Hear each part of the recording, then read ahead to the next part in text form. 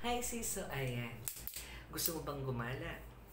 Pero namang problema ka kung anong sunscreen ang gagamitin mo mga kasis. Dahil nandito kami sa Boracay, so talagang sa Manila pa hinahanda ko na kung ano yung mga kailanganin ko.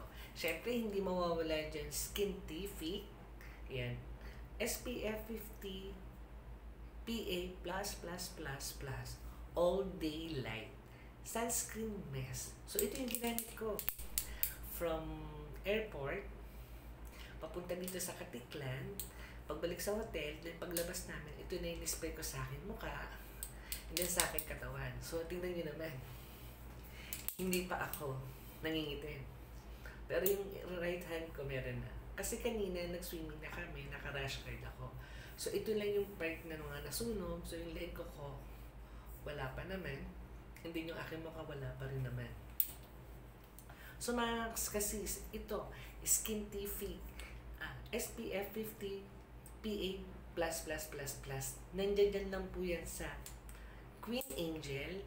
Sa visit na lang po kayo and then meron po tayong showcase dyan. Makikita nyo lang po to. And then mga kasi buy one, take one na to. Ayan. So yun lang, maraming salamat. Skintific.